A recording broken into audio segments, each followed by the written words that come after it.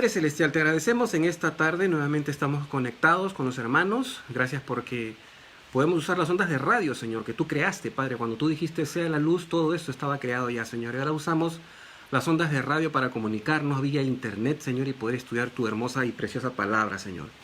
Queremos agradecerte por esta tarde, porque aunque es una tarde friolenta, Señor, tu palabra es nuestra presa y todos nosotros estamos congregados en un espíritu, Señor, esperando que tú nos hables hoy, Señor. Gracias te damos, Padre Santo, por esta tecnología. Y también oramos por cualquier cosa del corazón de nuestros hermanos que están conectados, sus familias. Si hay alguna situación difícil que se está atravesando, sea financiera, o sea de salud, o lo que sea, Señor, o de relaciones, etcétera. Padre, oramos para que tú intervengas por medio de tu Espíritu Santo, Señor, porque tú eres un Dios vivo, que siempre estás allí, Señor, obrando a nuestro favor. Gracias, Padre Celestial.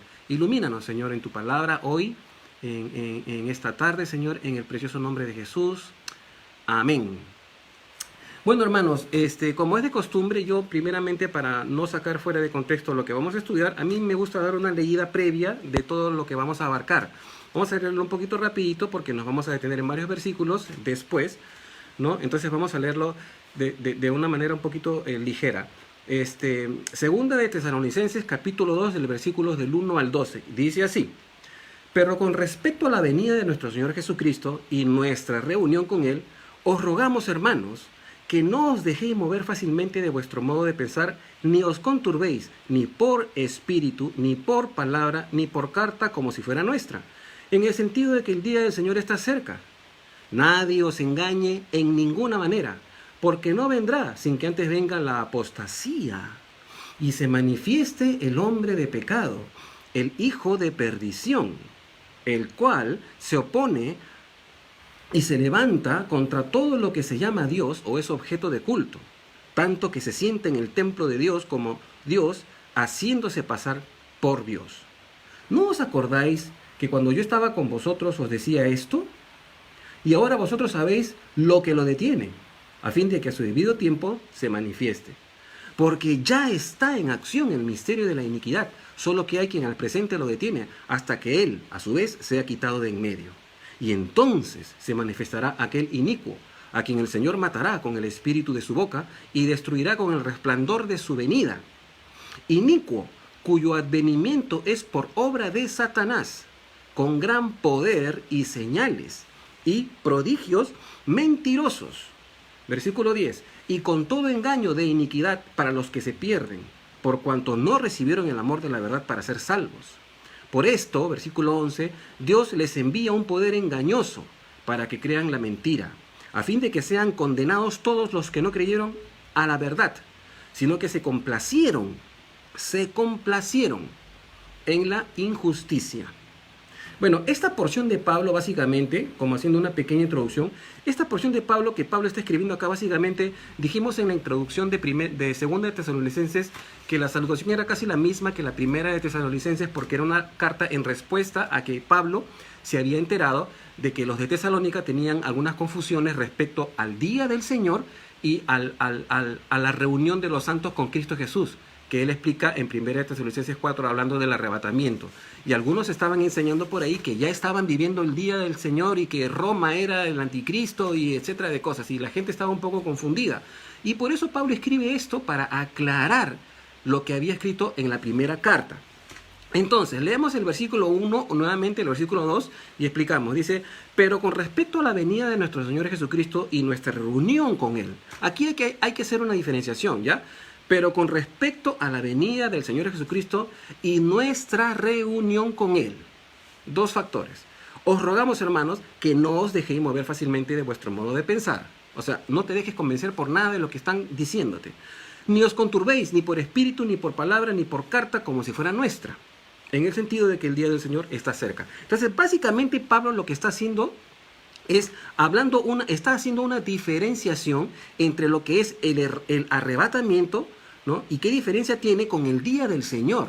Es decir, cuando Cristo venga corporalmente con su iglesia y sus santos a juzgar a las naciones, a pelear en la batalla de Armagedón y a establecer su reino y por 1000 años. ¿De acuerdo? Entonces Pablo está queriendo hacer una diferenciación aquí. Ahora, es importante notar lo siguiente, hermanos. Al parecer circulaban cartas, ojo, cartas y doctrinas desprendidas de esas cartas que circulaban, ¿ya? Que decía que el día del Señor ya había llegado. Y esto es importante notarlo. Obviamente Pablo está corrigiendo esta falsa enseñanza cuando escribe esto, ¿no? Y la contrasta con las características y las cosas que van a suceder antes del día del Señor. Una cosa era el arrebatamiento y otra cosa es el día del Señor. Y Pablo les está diciendo, no se asusten, el día del Señor no va a venir sin estos elementos que les voy a mencionar ahorita. Entonces, los de Tesalónica podían estar de alguna manera confundidos, pues Pablo les había dicho que ellos serían llevados primero a la presencia del Señor por el Salvador antes de la gran tribulación, es decir, antes del día del Señor, ¿no? Pero por las persecuciones y tribulaciones que ellos estaban sufriendo en esos momentos, ¿de acuerdo? Ellos pensaban que estaban atravesando aquel tiempo. Entonces, por eso Pablo está queriendo de alguna manera, reestructurar el concepto. El versículo 3 dice, nadie os engañe en ninguna manera, porque no vendrá sin que antes venga la apostasía y se manifieste el hombre de pecado, el hijo de perdición. Entonces Pablo aquí se está refiriendo a 3 acontecimientos, ya que yo los voy a ordenar de manera cronológica, aunque Pablo no lo hace de manera cronológica. Ya, son acontecimientos que se van a llevar a cabo en el día que el Señor venga, ¿de acuerdo? Entonces yo los he listado en orden cronológico, pero le voy a dar los versículos, ¿de acuerdo? Primero, lo que tiene que suceder primero, antes del día del Señor, no estoy hablando del rapto, del arrebatamiento, eso se supone que ya sucedió en este contexto, pero lo que tiene que suceder antes de la venida del Señor, primero, es la apostasía, ¿de acuerdo? Segundo, la remoción de lo que detiene la iniquidad, ¿ya? Esto está en el versículo 6 y 7, que vamos a leer después, o que ya lo leímos, pero también lo vamos a leer después. Es decir, la remoción de quién es que está deteniendo esta iniquidad, entre comillas, al anticristo y su movimiento. Y tercero, la manifestación del hombre del pecado, es decir, la evidente manifestación del anticristo como tal. Estos son los 3 elementos que Pablo está diciendo que tienen que suceder antes de que venga el día del Señor. ¿De acuerdo?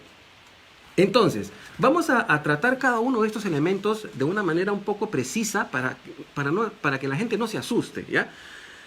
Hablando primero, el primer elemento, la apostasía, ¿no es cierto? Del versículo 3 de este capítulo. Muchos han tratado de interpretar qué tipo de apostasía será, ¿sí? ¿Qué tipo de apostasía va a acontecer? Muchas falsas doctrinas y apóstatas se han dado a lo largo de la historia de la iglesia. Esto es una realidad. Incluso desde el mismo cristianismo han salido sectas que niegan la deidad de Cristo y la persona del Espíritu Santo, como por ejemplo los testigos de Jehová. Para los testigos de Jehová, Jesucristo no es Dios, es el primer ser creado. Y el Espíritu Santo no es Dios, es la fuerza activa de Dios, como una energía eléctrica o no sé qué otra tontería dicen ellos. ¿De acuerdo? Entonces, y otras que enseñan, otras sectas que han salido del cristianismo que enseñan que nosotros somos como dioses. Por ejemplo, los mormones.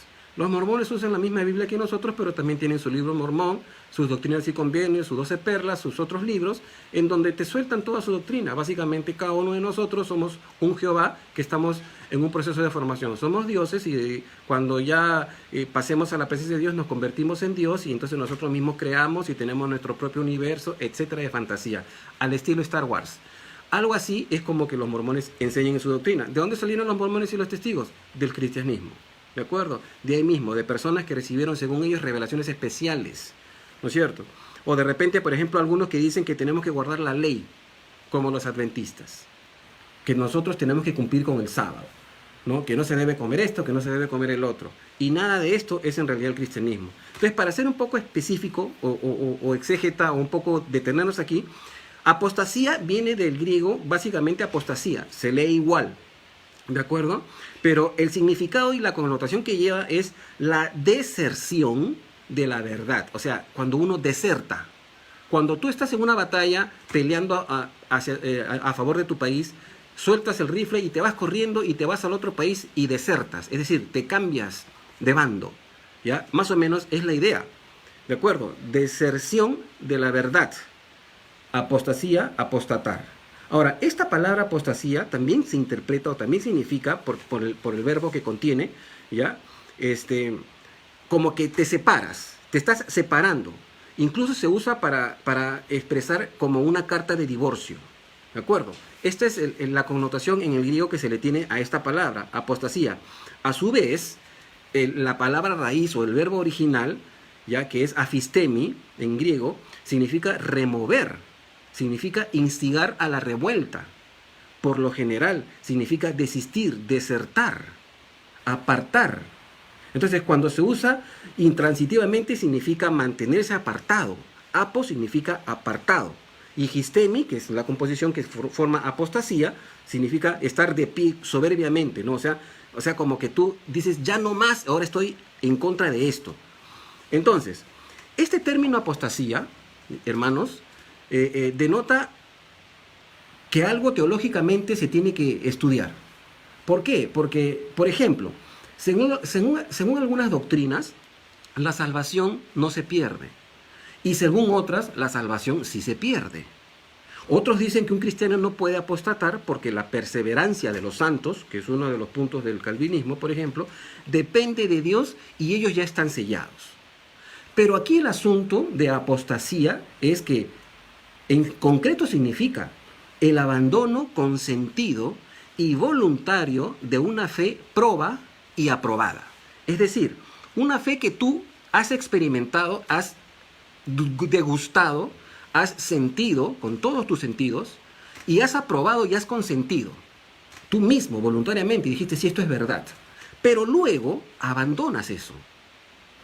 Entonces, ¿cuál sería la pregunta? ¿Nacieron de nuevo o no nacieron de nuevo? ¿Qué podemos responder al respecto? Básicamente, apostasía significa una renuncia, divorcio, separación, rebelión en contra de algo que antes se creía genuinamente. Es el cambio trastocado y radical que coloca a la persona no solo aparte, sino en contra de la doctrina que antes creía, que antes profesaba. Eso es apostasía.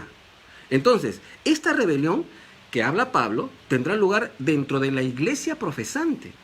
¿Cuál es la iglesia profesante en nuestro mundo, en nuestro planeta? O sea, el cristianismo está subdividido en diferentes ramificaciones. Y hay una iglesia mundial predominante que es la iglesia católica y luego la iglesia evangélica con todas sus denominaciones. Pero básicamente el cristianismo en general encierra pues la doctrina básica, ¿de acuerdo? Pero Pablo está diciendo que esta apostasía va a salir de la misma iglesia profesante, ¿de acuerdo? Y consistirá en que se van a alejar de la verdad de Dios y de la revelación de la palabra de Dios, tal vez por las tradiciones, tal vez por nuevas revelaciones, etcétera, ¿no?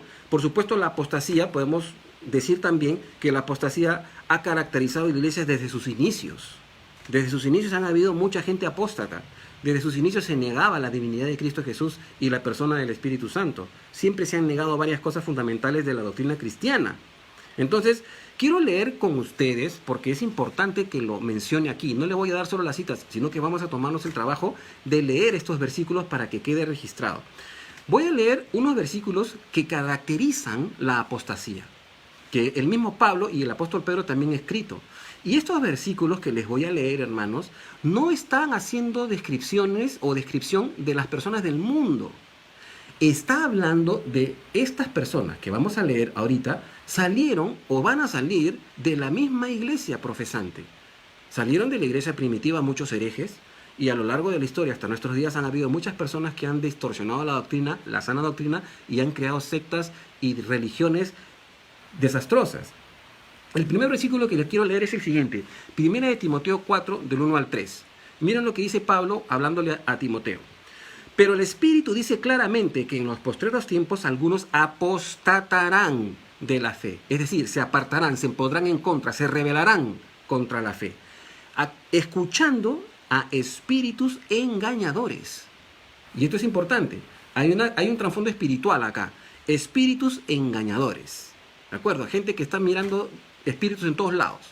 Que están dependiendo de los sueños y las visiones y etcétera de cosas. ¿De acuerdo? Doctrinas de demonios. Después dice, por la hipocresía de mentirosos que, teniendo cauterizada la conciencia, prohibirán casarse y mandarán a abstenerse de alimentos que Dios creó para que con acción de gracias participasen de ellos los creyentes y los que han conocido la verdad. Un resumen básico.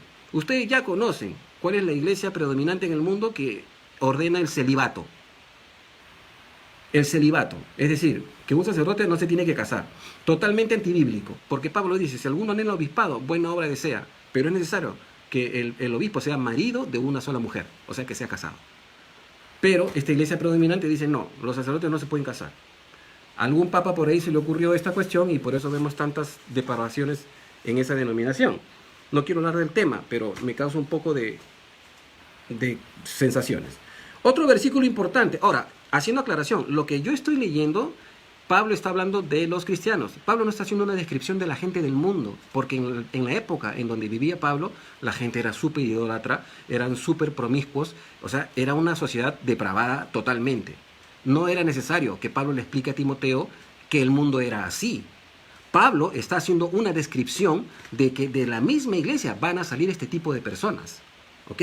Segunda de Timoteo 3, del 1 al 5, dice, también debes saber esto. Pablo le sigue diciendo a Timoteo, en su segunda carta, que en los postreros días vendrán tiempos peligrosos, porque habrá hombres amadores de sí mismos, avaros, vanagloriosos, soberbios, blasfemos, desobedientes a los padres, ingratos, impíos, sin afecto natural, implacables, calumniadores, intemperantes, crueles, aborrecedores de lo bueno, traidores, impetuosos, infatuados, amadores de los deleites más que de Dios, que tendrán apariencia de piedad, pero negarán la eficacia de ella.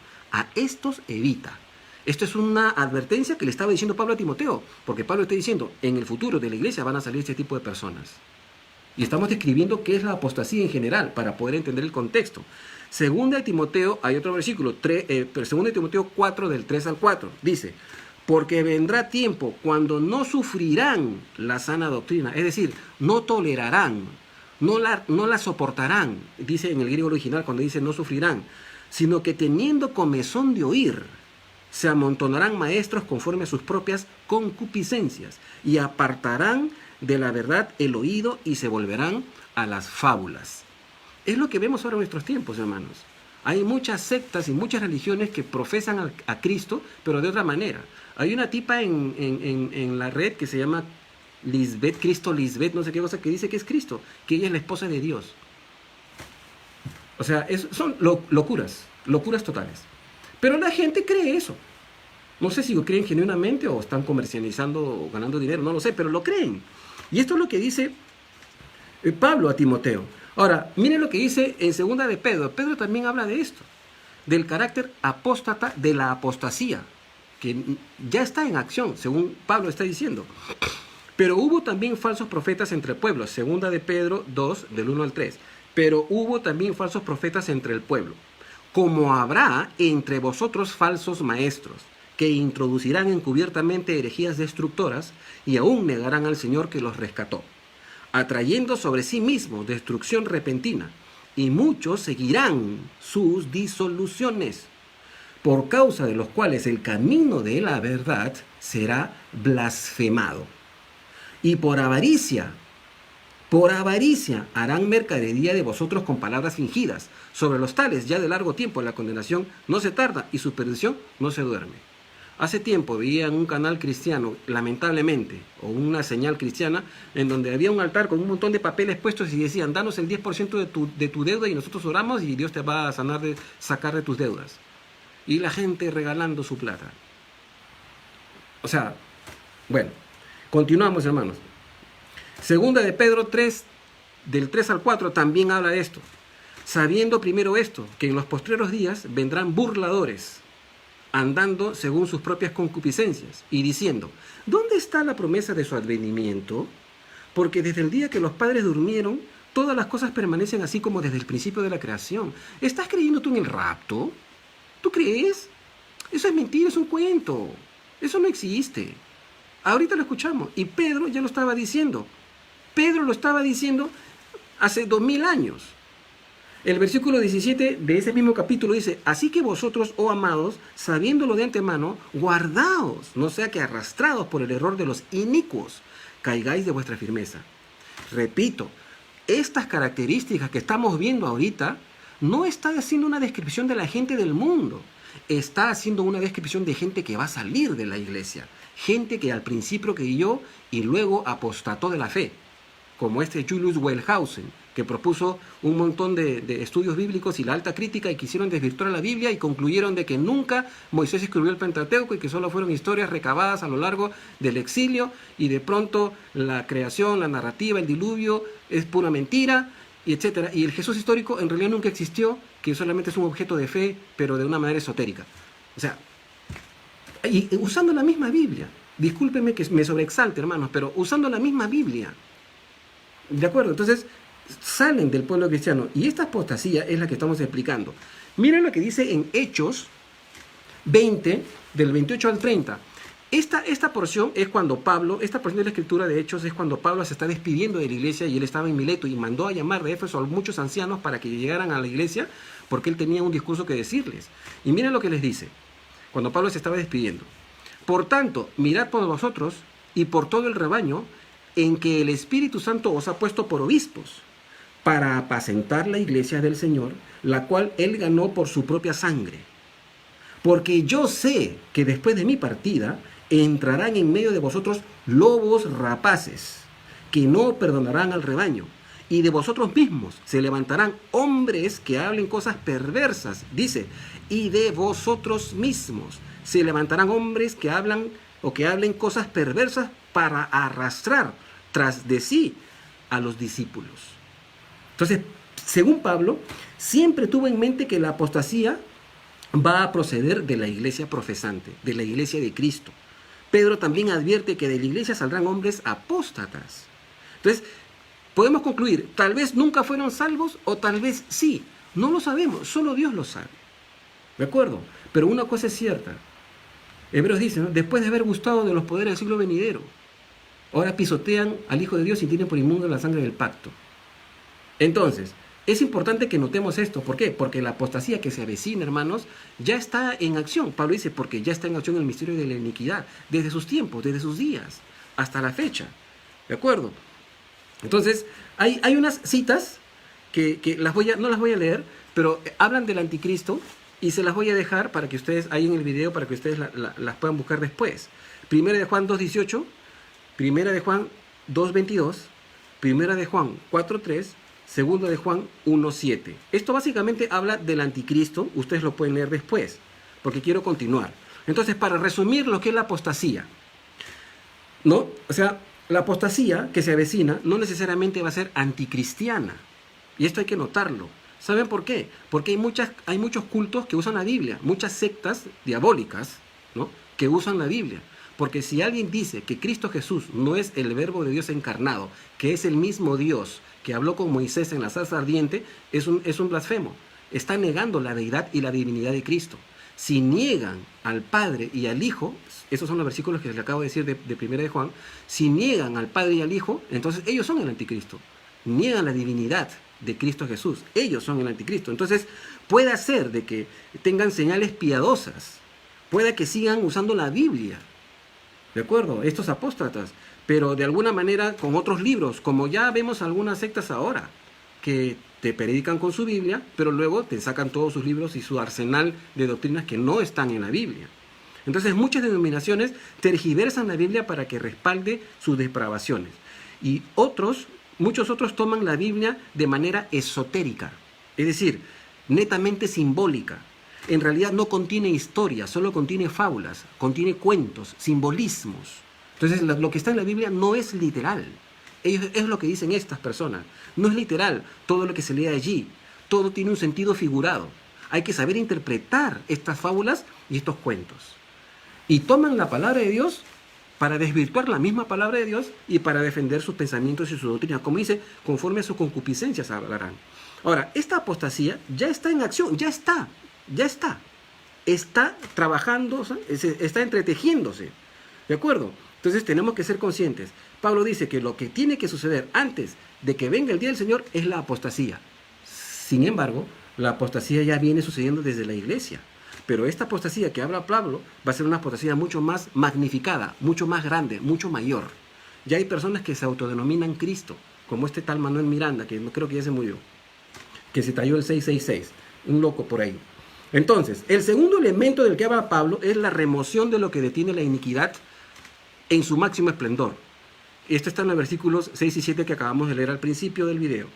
Entonces, hay mucho cuestionamiento al respecto de quién o qué detiene la manifestación total de la iniquidad y por consiguiente que se manifieste el anticristo. Algunos creen que esto ya pasó durante el Imperio Romano, que es una cuestión histórica, pero ese imperio se desintegró y nunca pasó nada, ¿de acuerdo? El mundo siguió. Otros sugieren que puede ser los gobiernos del mundo, que son los que detienen al anticristo. Pero esto también es algo imposible. ¿Saben por qué? Porque los gobiernos constitucionalmente cada día más soportan el mal y aprueban leyes en contra de la moral y en contra de Dios. Así que no pueden ser los gobernantes. Pablo dice que el misterio es el misterio de la iniquidad. Entonces, un misterio, en este contexto del Nuevo Testamento, es una verdad que no había sido revelada con claridad, ¿ya? Y aunque hay profecías del anticristo y la gran tribulación, Pablo habla de un misterio, algo que va a ocurrir que no tiene precedente. O sea, este apóstata que se va a manifestar es algo que no tiene precedente. Entonces Pablo dice que ya está en acción, ¿no es cierto? Dice, porque ya está en acción el misterio de la iniquidad. Es lo que acabamos de leer. Entonces, esto significa que ya se está entretejiendo, que ya se viene planeando, que se está perfilando, se está organizando. De esto hay varios testimonios en la historia, hermanos. Por ejemplo, primero, Tito, el general Tito romano, que destruyó el templo, hizo mugre. El templo no quedó piedra sobre piedra para robar el oro que había ahí, etc. La persecución de los judíos en la época de la Inquisición de los reyes católicos también. Eso fue terrible, ¿no es cierto? Durante la peste negra también, por ejemplo, acusaron a los judíos de ser los autores por medio de hechizos, brujos, porque a ellos no les afectaba la peste negra y resulta que ellos, como no comían cerdo, no se daban cuenta de que estaba ahí en las pulgas de las ratas y de los cerdos. Entonces, y otra situación también es la solución final propuesta por Hitler en el Holocausto. Han habido varios intentos, varios escenarios en donde los judíos han querido ser exterminados, ¿no? Y esto se ha podido interpretar como que de alguna manera ya el tiempo de la segunda venida está cerca, y en realidad sí, son señales. Entonces, la iniquidad que se avecina no tiene precedente. Los gobiernos se están asociando con lo amoral a nivel mundial. Todo lo antinatural, todo lo inmoral, incluso las economías, la oferta de la ley y la demanda, que empobrece más al pobre y enriquece más al rico, apuntan a que se eleve al extremo la iniquidad en su máxima expresión. Entonces, este misterio de iniquidad que está básicamente orquestado por Satanás está en pleno progreso. Se están reprogramando los núcleos que definen la existencia humana. ¿A qué me refiero con esto? La familia, la reingeniería familiar, los matrimonios homosexuales. Ya están diciendo que el matrimonio ortodoxo, es decir, el matrimonio natural, papá, mamá, hijos, va en contra de los derechos de muchas minorías y que hay que desintegrar esa institución. O sea, ya están diciendo eso, quieren desintegrar los núcleos de la sociedad instituidos por Dios, la reingeniería familiar, la reprogramación de los niños al androginismo. ¿Qué es esto? O sea, ya no hay niños ni niñas. Tú eliges de qué sexo quieres ser o qué animal quieres ser. Están totalmente depravados. Uno elige qué es lo que quiere ser. Entonces, la maldad y lo malo aceptado como bueno y promulgado como ley constitucional en los gobiernos. El abandono a los placeres y al olvido de los valores morales. Todo esto es la iniquidad que se está entretejiendo desde que el apóstol Pablo escribió esto, ¿sí? Entonces, la pregunta sería, ¿quién o qué está deteniendo este misterio de iniquidad promovido por Satanás contra la ley divina y posponiendo la revelación de este inicuo, es decir, de este anticristo? Básicamente, la única respuesta es el Espíritu Santo, ¿sí? El Espíritu Santo es quien está deteniendo. Entonces, el Espíritu Santo de Dios, quien es Dios, es la única persona con poder suficiente sobrenatural para detener o impedir la manifestación del anticristo. Algunos piensan que no es el Espíritu Santo por lo que dice en el griego, ¿ya? Porque, por ejemplo, en el griego se lee, cuando hablan alguien que al presente lo detiene, ya es to katejón.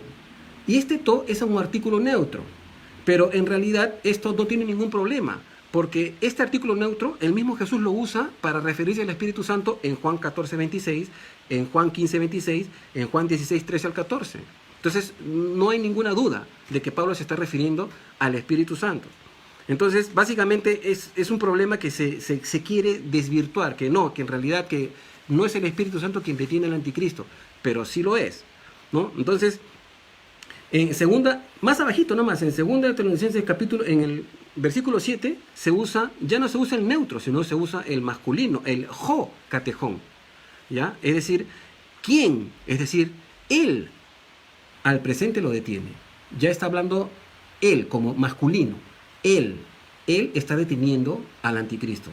A eso se refiere. Entonces, para entender este contexto que estamos explicando ahorita, cuando la iglesia de Cristo sea arrebatada, llevada al cielo, obviamente el Espíritu Santo es quien se va a llevar a la iglesia, ¿no es cierto?, para encontrar a Jesús en el aire, dejando al mundo a merced de Satanás completamente. Les explico algo rapidito. En el Antiguo Testamento el Espíritu Santo venía sobre algunos, ¿de acuerdo? Por eso había profecías y profetas. No estaba en nadie, sobre algunos. Durante la dispensación de Cristo Jesús, el Espíritu Santo estaba contenido en él. El Verbo se hizo carne y Cristo estaba acá expresando la verdad de Dios. Cuando Jesucristo se fue y murió y resucitó, en un momento Juan está narrando que dice, recibid el Espíritu, y sopló sobre ellos.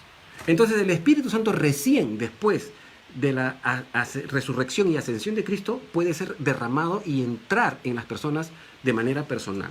Es lo que produce en nosotros el nuevo nacimiento. Es Él quien en el momento del rapto nos va a llevar. Él es. El Espíritu Santo nos va a tomar y nos va a llevar y nos va a hacer encontrarnos con Jesús en el aire.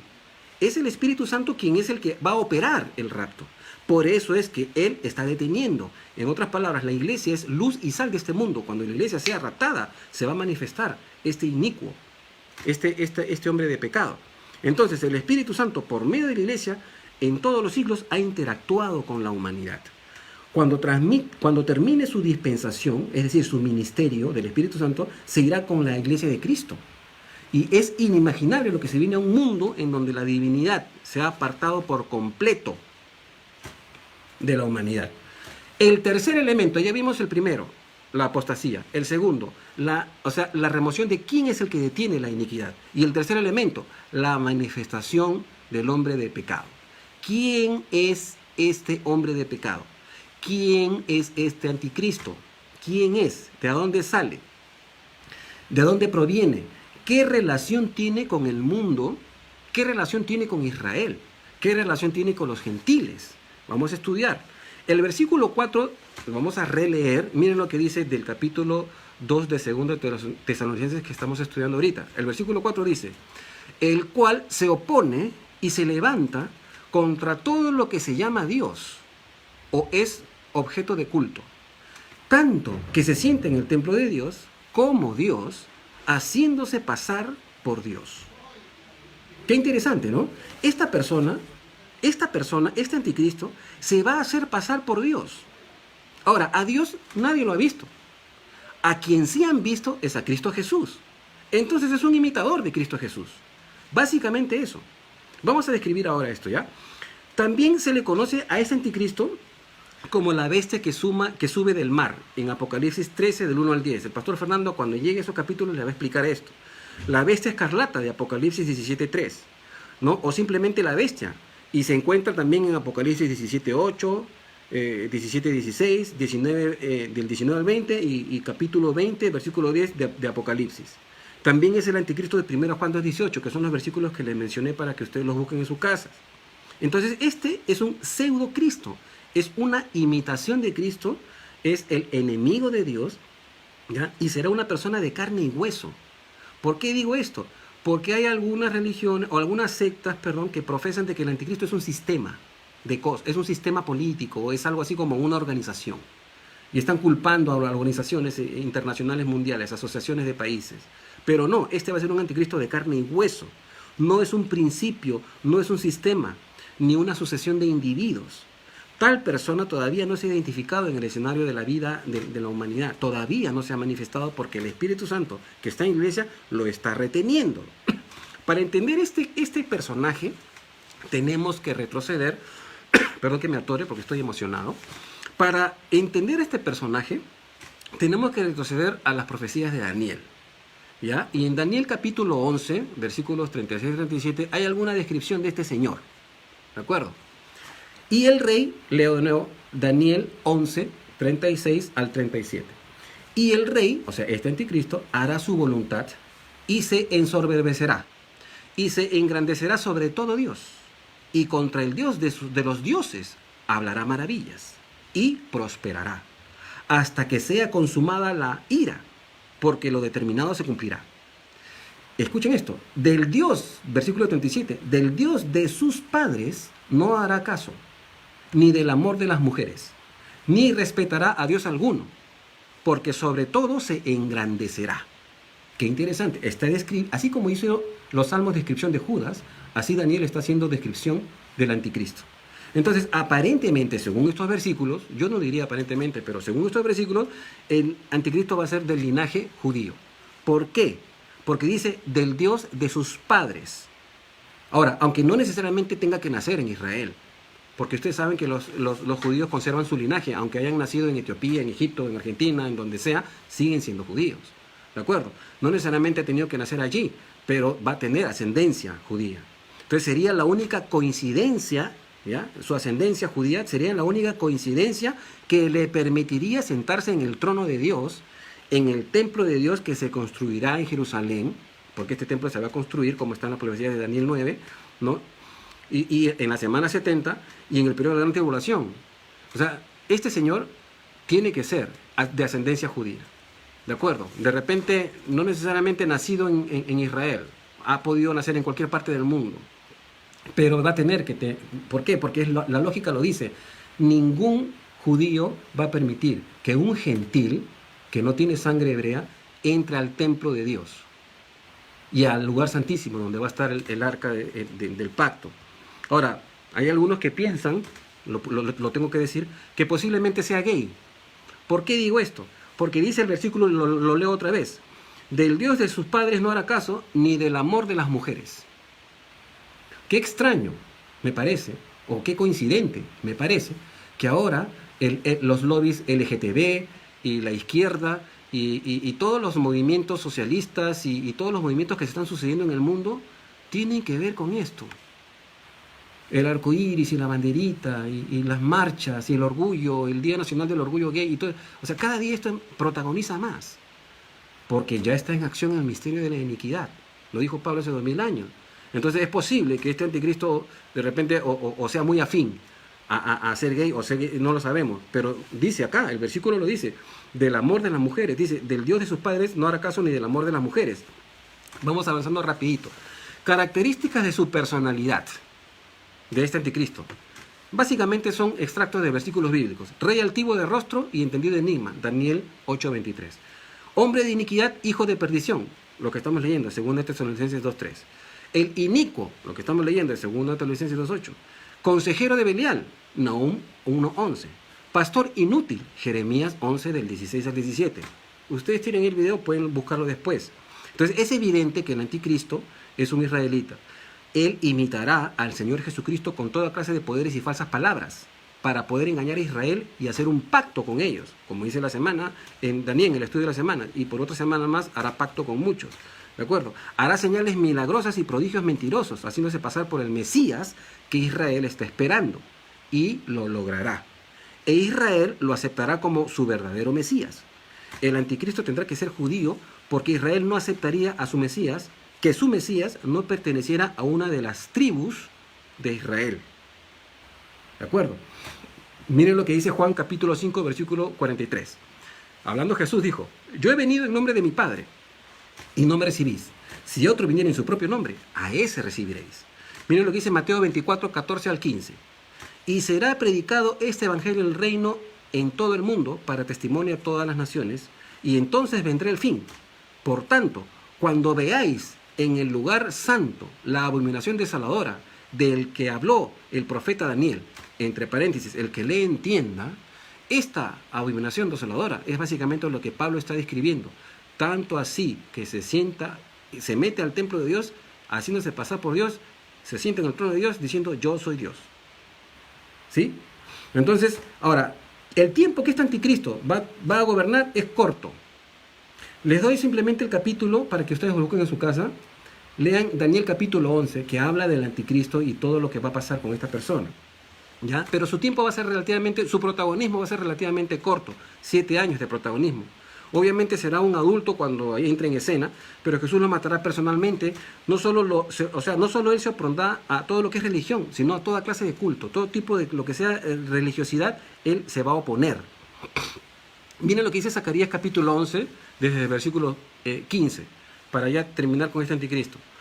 Y me dijo Jehová, repito, Zacarías capítulo 11, versículo 15, y me dijo Jehová, toma aún los aperos de un pastor insensato. Ahora, básicamente son los artículos, ¿no? Las cosas que usa un pastor insensato. Versículo 16, porque he aquí, yo levanto en la tierra a un pastor que no visitará las perdidas, ni buscará la pequeña, ni curará la perniquebrada, ni llevará la cansada cuesta. Interesante. Sino que comerá la carne de la gorda y romperá sus pezuñas. Versículo 17. Ay del pastor inútil que abandona el ganado, hiera la espada a su brazo y su ojo derecho. Del todo se sacará su brazo y su ojo derecho será enteramente oscurecido. Entonces este pastor ególatra, que se va a adorar a sí mismo, deja el rebaño. ¿Qué es el rebaño? Israel. Según sería algún gobernante de entre los judíos mismos, es obvio, porque al principio los adula y después los deja y hasta los destruye. Daniel 9:27, 11:30 al 38. Léanlo ustedes. Entonces, estas son las características o los 3 elementos en los que me quería detener. Cuando Pablo dice, ya está en acción el misterio de la iniquidad, solo que hay el presente quien lo detiene, es el Espíritu Santo. Y Pablo dice, ojo, el día del Señor no va a venir sin que antes venga la apostasía. ¿Ok? Va a haber una apostasía radical en nuestros tiempos. ¿De dónde va a salir? Obviamente, de muchas personas que han profesado la fe cristiana y se van a volver en contra. Gente que actualmente, conozco gente que actualmente han servido conmigo en el ministerio y ahora están blasfemando de Dios en las redes sociales. ¿No?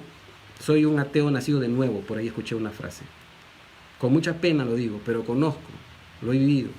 Gente que ha experimentado la presencia del Espíritu Santo, gente que ha orado, gente que ha experimentado la presencia, la sanidad del Espíritu Santo, y ahora básicamente están opuestos al cristianismo. Apostasía, pues. Esa apostasía, y más redundante y mucho más exacerbada, se va a manifestar antes de la venida de Jesucristo. Y segundo, el Espíritu Santo va a ser quitado con la iglesia, el rapto. La apostasía ya está en curso. Se viene el rapto, hermanos. El Señor puede venir, exactamente son 5:46, el Señor puede venir en 20 segundos, o en 20 días, o en 20 años. Pero que no creo que en 200, no creo. Pero el Señor está por venir, ¿no es cierto? Entonces, estos son los 3 elementos. La apostasía, o sea, que el Espíritu, la remoción de quien detiene la iniquidad, que es el Espíritu Santo, y luego la manifestación del anticristo. ¿Ya? Entonces, esto es muy importante dejarlo claro. Vamos a continuar. Versículo 5. ¿No os acordáis que cuando yo estaba todavía con vosotros os decía esto? Y ahora vosotros sabéis lo que lo detiene, a fin de que a su debido tiempo se manifieste. ¿De quién está hablando? Del Espíritu Santo. Pablo les recuerda que ya les había hablado del tema, pero parece que habían falsos maestros que estaban enseñando que estaban pasando por el juicio de Dios en ese tiempo. Y que Roma era ese hombre de pecado, la iniquidad, que estaba profetizada en el Antiguo Testamento. Entonces ya hemos visto de esto, ya hemos visto que quien detiene la presentación o la manifestación en el mundo del anticristo es el Espíritu Santo, que está en la iglesia. ¿De acuerdo? Versículo 7, lo continuamos. Porque ya está en acción el misterio de la iniquidad, solo que hay quien al presente lo detiene hasta que él a su vez sea quitado de en medio. Y entonces se manifestará aquel inicuo, el anticristo, a quien el Señor matará con el espíritu de su boca, aleluya, y destruirá con el resplandor de su poder. Inicuo, cuyo advenimiento es por obra de Satanás, con gran poder y señales y prodigios mentirosos, y con todo engaño de iniquidad para los que se pierden, por cuanto no recibieron el amor de la verdad para ser salvos. Entonces, este anticristo está siendo detenido por el Espíritu Santo hasta la plenitud de los gentiles, hasta que se cumpla la plenitud de los gentiles. ¿De acuerdo? Entonces, cuando la iglesia se vaya, ¿no?, le deja el camino libre al anticristo para que actúe. Satanás lo va a capacitar y hará milagros. Esto es muy detallado. Entonces, Ahora, importante, ¿qué va a pasar cuando Jesús venga? Lo va a matar, pues lo va a lanzar al lago de fuego, básicamente, ¿no? Lo va a lanzar al infierno junto con el falso profeta, el líder religioso que le hará promoción y levantará su imagen. Miren lo que dice Apocalipsis 19:20. Y la bestia fue apresada, y con ella el falso profeta, que había hecho delante de ella las señales con las cuales había engañado a los que recibieron la marca de la bestia, y habían adorado su imagen. Estos dos fueron lanzados vivos dentro de un lago de fuego que arde con azufre. Entonces, este personaje, que seguramente sería de la tribu de Dan, algunos teólogos piensan que se refiere a la tribu que viene de la tribu de Dan, ¿ya? Es lanzado al infierno sin pasar por un juicio. Interesante. Es interesante que de los 144.000 sellados que aparecen en el libro Apocalipsis, la tribu de Dan no aparece. Léanlo para que vean. Entonces, simplemente dejo esto como migajas de pan para que ustedes busquen también en su casa. Algunos piensan que el anticristo vendrá del linaje de la tribu de Dan. No lo tengo que decir, ¿no? No lo sabemos por algunas profecías que se hicieron en el pasado acerca de cuando Jacob bendijo a su hijo y diciéndole, tú serás como serpiente en el camino que muerde los talones, etcétera de cosas. Continuamos porque nos queda corto el tiempo. Versículo 11. Por esto Dios les envía un poder engañoso para que crean la mentira, a fin de que, versículo 12, a fin de que sean condenados todos los que no creyeron a la verdad, sino que se complacieron en la injusticia. Ahora, paréntesis aquí. ¿Dios les envía un poder engañoso? En el griego la palabra también se traduce otorgar o despachar. De alguna manera, Dios va a permitir que estas personas tengan poder y puedan hacer milagros. Puedan hacer cosas sobrenaturales. De tal manera que hacía descender fuego del cielo, dice la palabra. Entonces, como imitando a Elías, por ejemplo, ¿no? Dios ha permitido muchas veces que se cumplan sus planes usando a sus enemigos y a los que se le oponen para que sus propósitos se logren. Dios autorizó a Satanás para que arruinara, por ejemplo, a Job. Job fue arruinado por Satanás, pero con el permiso de Dios. Entonces, el poder del anticristo será por obra de Satanás, pero Dios es quien lo permite. ¿Ya? Y esto es importante notarlo. Dios es que va a permitir todo esto. Quiero leerles una porción pequeña, ya con esto estamos terminando, de una historia que ve el profeta, un profeta en 2 de Reyes 22, en 1 de Reyes 22, ¿ya? En donde básicamente Micaías vio una escena en el cielo. Israel estaba a punto de hacer una guerra y estaban peleándose y todo, y quisieron consultar a los profetas, y varios profetas dijeron, sí, vamos a pelear contra estos y por acá, por allá, pero Micaías profetizó algo distinto. Vamos a leer la historia rapidito. 1 de Reyes 22, 19-23. Y esto lo quiero leer para que ustedes vean que Dios sí a veces permite que personas tengan poderes engañosos. Entonces él dijo, oye pues palabra de Jehová, yo vi a Jehová sentado en su trono, y todo el ejército de los cielos estaba junto a él, y a su derecha y a su izquierda. Y Jehová dijo, ¿quién inducirá a Acab, el rey de Israel en esa época, para que suba y caiga en Ramot de Galat? Y uno decía de una manera y otro decía de otra. Y salió un espíritu que se puso delante de Jehová, y dijo, yo le induciré. Y Jehová le dijo, ¿de qué manera? Él dijo, yo saldré y seré espíritu de mentira en boca de todos sus profetas. Y él dijo, le inducirás y aún lo conseguirás. Ve pues y hazlo así. Este espíritu inmundo se paró frente a Dios, interesante, y le dijo, yo voy a hacer un espíritu de mentira en los profetas del rey Acab. Y le dijo, ok, hazlo. Y así fue. Pero cuando el rey Acab el rey de Israel consultó con el profeta verdadero Micaías, él dijo así, que él vio todo esto. Y el último versículo dice, y ahora, he aquí, Jehová ha puesto espíritu de mentira en la boca de todos tus profetas, y Jehová ha decretado el mal acerca de ti. Esto es una profecía que está escrita en 1 de Reyes, capítulo 22, del profeta Micaías. Es interesante esta escena. Y esta escena sucedió en el cielo. Entonces, ¿por qué estoy explicando esto? Porque cuando la Biblia dice que Dios les envía un poder engañoso, o sea, no es que Dios es malo y va a querer que a propósito estas personas se condenen y que por eso les manda un poder engañoso. No es así. ¿De acuerdo? Dios permite, de alguna manera. Hay un mundo espiritual, hermanos. Hay un Satanás que tiene sus ángeles y sus demonios y sus espíritus inmundos. Y hemos visto evidencia de ellos a lo largo del Nuevo Testamento, ¿no es cierto? Y hasta nuestros días. Y Pablo dice bien claro, en los posteriores días, el Espíritu dice claramente que en los posteriores tiempos hablan hombres escuchando a espíritus engañadores y a doctrinas de demonios. Entonces, estos milagros, estas cosas que van a suceder, hay que tener mucho cuidado. Hay que tener mucho cuidado. No hay que ir detrás de los milagros, los recomiendo, ¿no? Entonces, ya para terminar, simplemente como repasando esta escena, ¿no? Todo se está preparando para el escenario apocalíptico del que estamos leyendo ahorita. el mundo evidencia que quiere un sistema mundial. O sea, el mundo en sí, incluso esta pandemia que estamos viviendo, de alguna manera está tratando de unificar el concepto de un gobierno mundial. Es bastante, digamos, soy bastante escéptico yo, de manera personal lo digo, pero va a suceder, sí, el mundo se va a unir en un gobierno mundial. Ahora, no necesariamente significa que la vida del anticristo va a ser todopoderosa. El anticristo, lean Daniel 11, el anticristo va a tener guerras y va a tener conflictos con ciertas naciones. ¿Ya? Va a haber problemas durante la gran tribulación. Van a haber conflictos bélicos. ¿Ya? Y van a haber varias naciones que se van a Gog y Magog y el ejército del sur, entre comillas. Algunos piensan que es la China, no sabemos.